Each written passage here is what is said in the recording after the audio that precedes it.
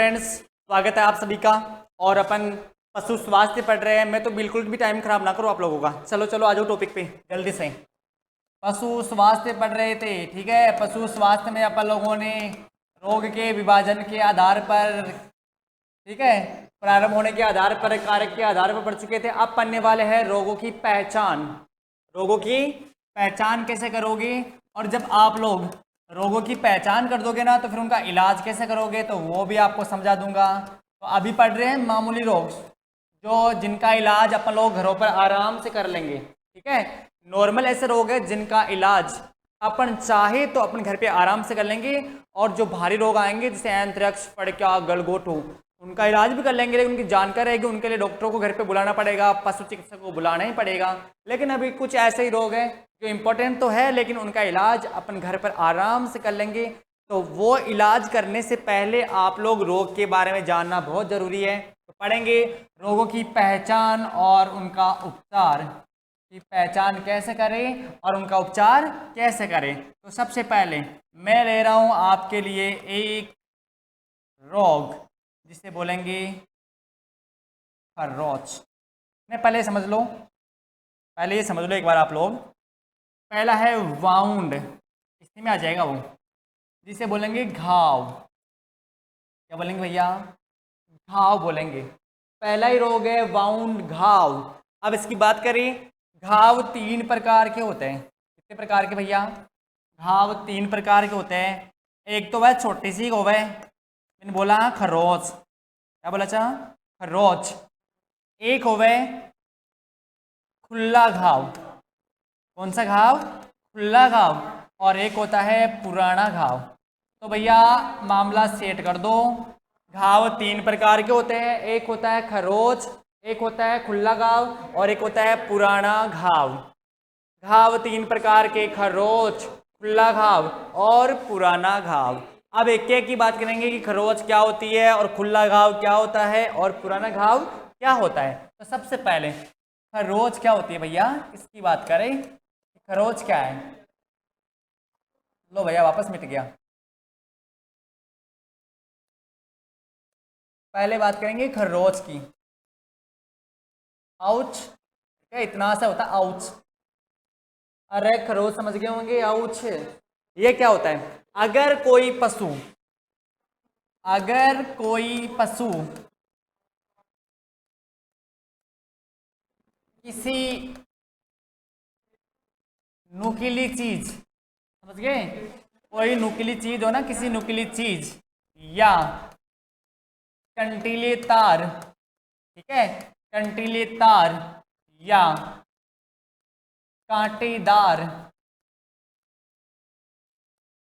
झाड़ियों से टकरा जाता है, झाड़ियों से टकरा जाता है, ठीक है, झाड़ियों से टकरा जाता है तो खरोच आ जाती है। ये आपको कोई नहीं पढ़ा रहा, ये आपको मैं ही पढ़ा रहा हूँ फास्ट तरीके से, वरना मैं चाहता तो सीधा रोग पर ले जाता फटाफट। ये संसर्ग संक्रामक की बताने की जरूरत नहीं थी, सीधा ये फड़क्यार, एफएमडी, वहाँ जाने से पहले कुछ और इम्पोर्टेंट है वो पढ़ के जाएंगे तब जाके वहाँ पहुँचेंगे। तो झाड़ी से टकरा जाता है तो उसकी क्या जाती है भैया? खरोच आती है। जैसे ही खरोच आएगी मतलब इसका मतलब क्या होता है कि उस जानवर की रक्त वाहिनियां फट जाती है। अरे ऊपर जो रक्त वाहिनी होती है ना, कोई एक दो है ना, वो फट जाती है। और वहां से क्या निकलता है? वहां से क्या निकलता है? वहां से खून निकलता है, वहां से खून निकलता है, ठीक है। रक्त वाहिनियां फट जाती है, वहां से खून निकलता है और वहां दर्द होता है। क्या होता है? दर्द होता है। इसे क्या बोलेंगे? खरोच बोलेंगे। अरे इसे क्या बोलेंगे? खरोच बोलेंगे। कि भाई कोई नुकीला तार हो, कंटेले को झाड़ी हो या कोई कांटेदार तार हो, उनसे अगर कोई जानवर टच का हो जाए या स्पर्श हो जाए, मान लो उसकी थोड़ी खरोच आ जाए तो रक्त वाहिनी फट जाएगी, वहां से ब्लड निकलेगा और उसे दर्द होगा, जिसे खरोच बोलेंगे। अरे समझ गए क्या? अरे गाँवों में अपने यहाँ तो ये बोलते हैं कि चिड़कली को घाव से, चिड़कली वाला घाव खरोच ही हो जाए ना, समझ गया बोला। तो फिर क्या करें? अब एक खून निकल रहा है तो अपन क्या करें? तो सबसे पहले आप लोग उस खरोच को, ठीक है, उस खरोच को साफ पानी से धोकर, साफ पानी से धोकर उस पानी में क्या कर लेना आप लोग, डिटॉल, मिल जाएगी घर पे डिटॉल या लाल दवा, अरे मिल जाएगी क्या डिटॉल लाल दवा या टिंचर आयोडीन, इनसे साफ करना है भाई, ये लगाना है उसके हाथ खरोच के ऊपर, बढ़िया पानी से धोकर है ना, ऊपर डिटॉल लाल दवा या टिंचर आयोडीन लगा देना, अगर खरोच है तब तो क्या लगाओगे, डिटॉल लगाना, लाल दवा लगाना और टिंचर आयोडीन लगा देना। तो ये थी उसकी खरोच, इसका इलाज आप लोगों ने कर चुके हैं, धोकर ये लगा देना, खरोच आराम से 2 या 3 दिन के अंदर क्या हो जाएगी, सही हो जाएगी। अगर खुला घाव है, कौन सा घाव, अगर खुला घाव है तब क्या करो, अब ये क्या होता है, अगर कोई पशु, अगर कोई पशु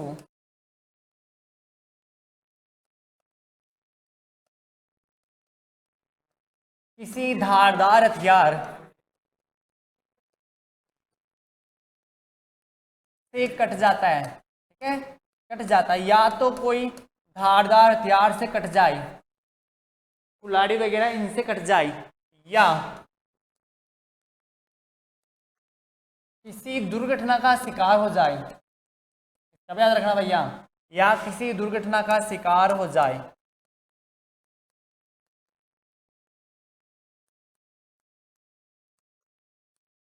या तो वो किसी धारदार हथियार से कट जाता है या किसी दुर्घटना का शिकार हो जाता है, तो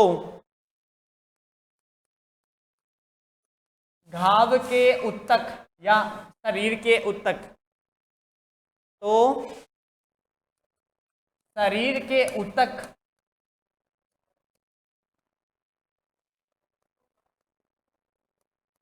क्षतिग्रस्त हो जाते हैं, ठीक है,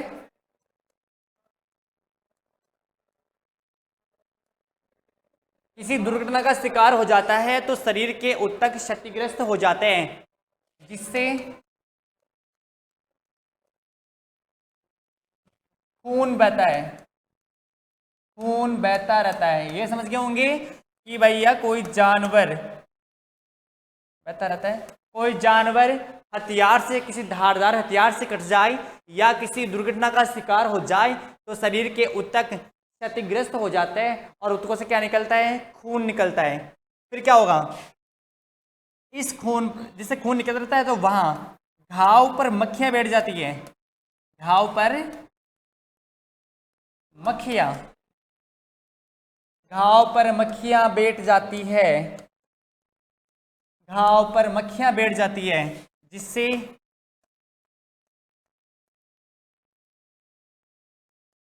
घाव में कीड़े व मवाद पड़ जाती है, कीड़े व मवाद पड़ जाती है, वह पशु के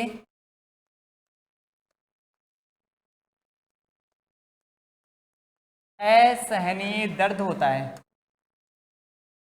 पशु के असहनीय दर्द होता है, ठीक है, कि अगर कोई धार करता है, दुर्घटना हो जाती है तो उसके उत्तक क्षतिग्रस्त हो जाएंगे, जिससे खून बहेगा, घाव पर मक्खियां बैठ जाएगी, अपनी घरेलू मक्खियां, और वो घाव में क्या कर देगी, अपने अंडे देगी, जिससे क्या निकलेंगे, कीड़े निकलेंगे और उसमें मवाद पड़ जाएगी, वह पशु के असहनीय दर्द होता है, बिना मतलब सहन किया नहीं जाने वाला दर्द उसके होता है।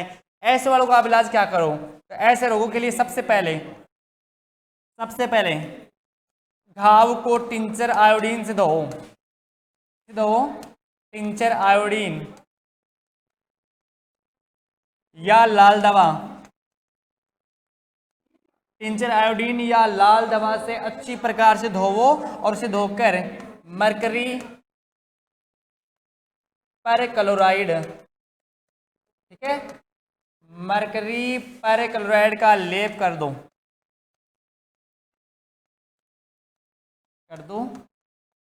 वह पट्टी बांध दो। ये काम आपको करना है भाई, जब घाव बड़ा हो जाए तब आप लोग उस घाव को टिंचर आयोडीन, लाल दवा और मरकरी पर क्लोराइड से धोकर उसका लेप कर दो और ऊपर क्या बांध दो, पट्टी बांध दो तो ये इसका क्या हो जाएगा, इलाज हो जाएगा किसका, खुले घाव का।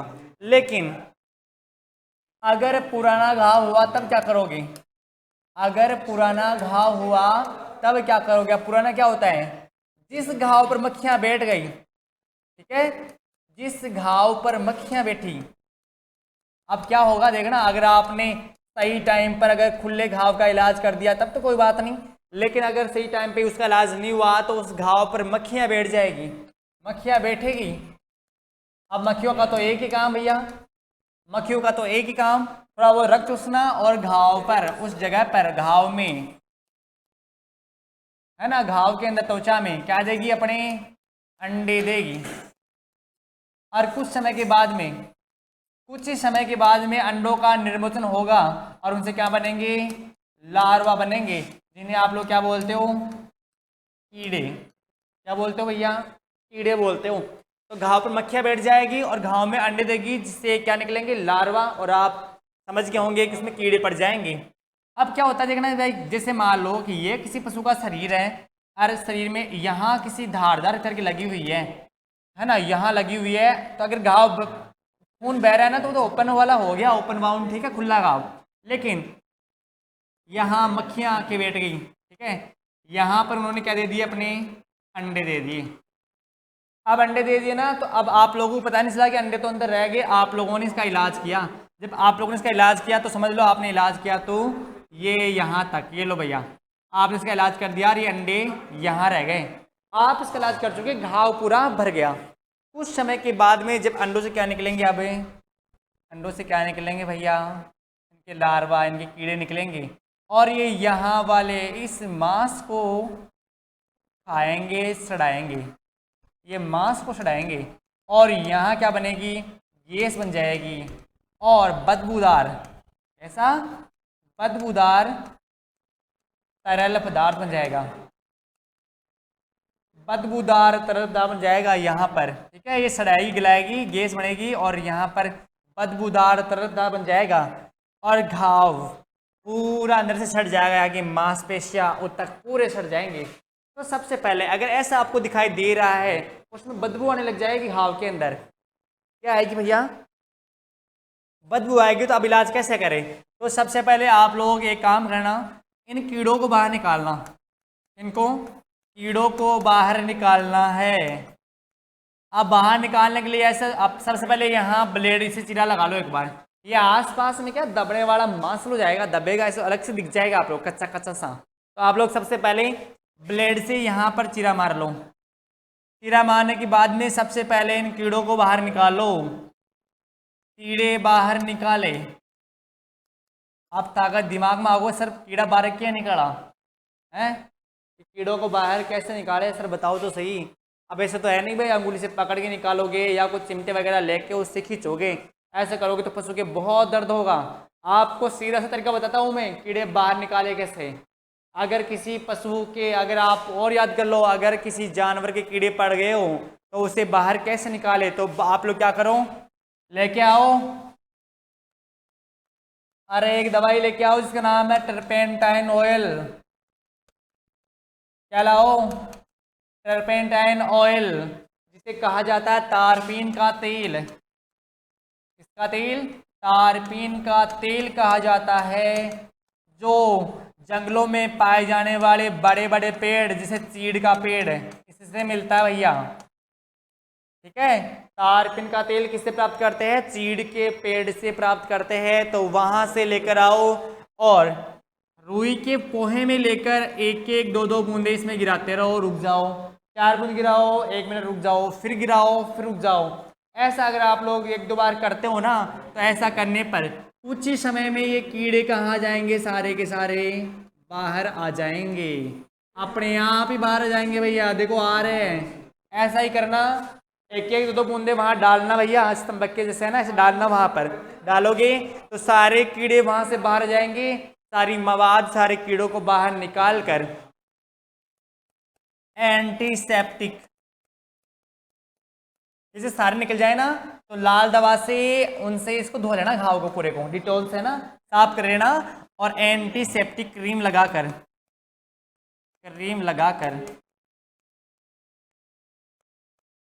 मलहम लगा देना, ठीक है। एंटीसेप्टिक क्रीम लगाकर मलहम लगा देना, दवाई लगा देना। इसमें पुराने घाव में, ये था आपका पुराना घाव, खुला घाव, खरोच और पुराना घाव। यहाँ तक समझ लिए होंगे। मारो स्क्रीनशॉट जल्दी से इसका, मारो भैया जल्दी से स्क्रीनशॉट ले लो, फिर चले आगे। यहाँ तक कर लिया होगा। अब चलेंगे 2 नंबर पे, नया वाला रोग, VURN, बर्न, जिसे हिंदी में बोलते हैं दाह है, मतलब जलना। जलना क्या होता है, दाह क्या होता है, तो देखिए पशुशाला में आग लग जाने पर, अगर मान लो, आपको तो पता ही है कि अब अपने गांव के अंदर झोपड़ी है ना, ये कच्चे कच्चे जो बना के रखते हैं ना, छप्पर वगैरह, झोपड़ी छप्पर वगैरह, तो मान लो पशुशाला में आग लग जाए। अब आग के कारण कुछ भी हो वो मुझे पता नहीं, लेकिन मान लो किसी भी कारणवश आग लग जाए, या कोई पशु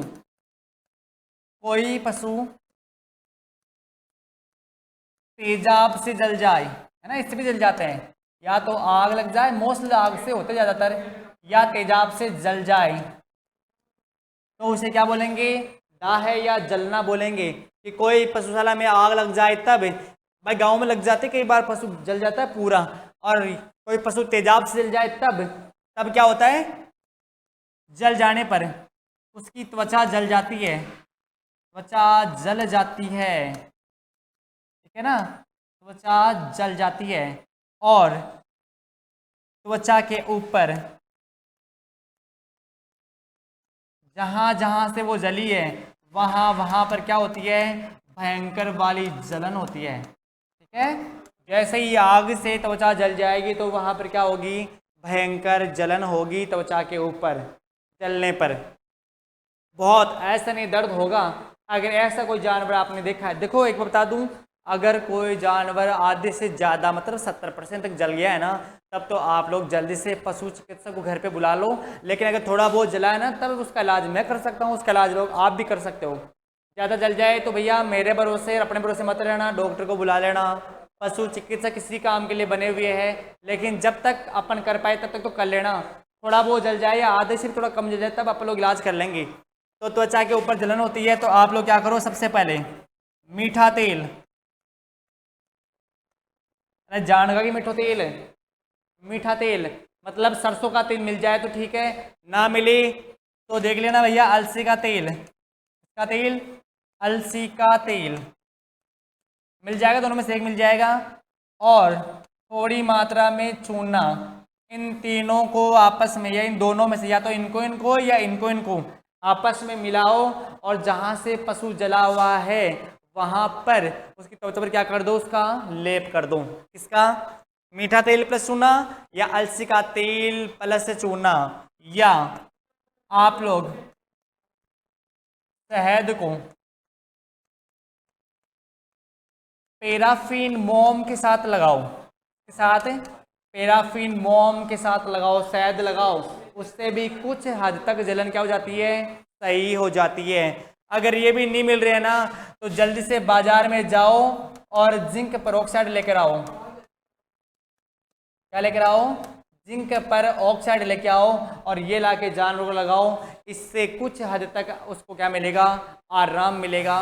और अगर ऐसा नहीं होता है, ऐसा आप नहीं कर सकते, तो भैया तुरंत पशु चिकित्सक को बुलाओ, डॉक्टर को बुलाओ और इसका इलाज करवाओ।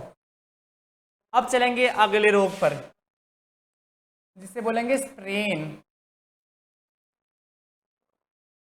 रुकना भैया, मिट रहा आज ये स्प्रेन, मोच, क्या बोलते हैं, मोच बोलते हैं भैया। तो देखना, पशु के किसी गड्ढे में गिर जाने पर, गड्ढे में गिर जाने पर, चलने पर, भागने पर, कई बार कई बार मोच आ जाती है। ठीक है, भागने पर, चलने पर कई बार मोच आ जाती है। किसी गड्ढे में गिर जाने पर, चलने पर, भागने पर पशु के कई बार मोच आ जाती है। विशेषकर विशेषकर स्नायु तंत्र वाला भाग, विशेषकर स्नायु तंत्र वाला भाग या टखने वाले भाग पर, या टखने वाले भाग पर ज़्यादा मोच आती है। ठीक है, मामला सेट कर दो भाई। एक तो स्नायु तंत्र वाला भाग और एक टखने वाला भाग, यहाँ पर मोच आ जाती है। अब क्या होगा भाई, मोच आ जाएगी, कोई वेंस है वो ऊपर नीचे हो जाएगी, तो अब क्या होगा, वहां पर देखो कई बार क्या होता है, वहां पर कई बार गर्म सूजन। ठीक है, कई बार तो गर्म सूजन आएगी भैया, गर्म वहां सूजन आएगी, वो गर्म लगेगा, और कुछ में ठंडी भी आती है। ऐसा नहीं कि सारे गर्म हो जाए, तो ठंडी सूजन आ जाती है। बाकी दोनों में क्या होगा, भयंकर दर्द होगा, इसका ध्यान रखना। या तो गर्म सूजन या ठंडी सूजन आएगी, लेकिन दोनों में क्या होगा, दर्द होगा। इसलिए क्या करूं, उससे चला भी नहीं जाएगा। इसलिए आप लोग क्या करें, तो इसके लिए, इस दार के लिए सबसे पहले अगर गर्म सूजन है तो उसे बर्फ के ठंडे पानी से या बर्फ का सेक करें, इसका बर्फ का सेक करें। ठीक है, बर्फ का सेक करें। और अगर ठंडी आ रही है तो उसे गर्म पानी का सेक करें, गर्म पानी का सेक करें। और अगर इनसे भी इलाज नहीं हो रहा है तो लास्ट उपाय मैं बता रहा हूँ आप लोगों को, लेके आओ कपूर। क्या लाओ, कपूर लेके आओ, और कपूर का लिनीमेंट बनाओ, कपूर का लिनीमेंट बनाओ। ये एक वास्ट, इसमें उदरव पातन का गुण होता है भाई, गर्म करने पर सीधा ठोस से गैस में बदल जाती है। तो आप ये लेके आओ, कपूर का लिनीमेंट बनाओ, और मोच वाली जगह पर लगा दो, मोच वाली जगह पर लगाकर बांध दो। ठीक है, मोच वाली जगह पर लगाकर बांध दो। ऐसा करोगे तो फिर कुछ समय के बाद, अब कपूर क्या वैसे ठंडी लगती है बहुत ज़्यादा, तो जैसे ही लीन में बना के लगाओगे तो वहाँ ठंडा होगा, ठंडा होने पर वो मांसपेशियां सिकुड़कर अपनी जगह पर आ जाएगी, और कुछ समय के बाद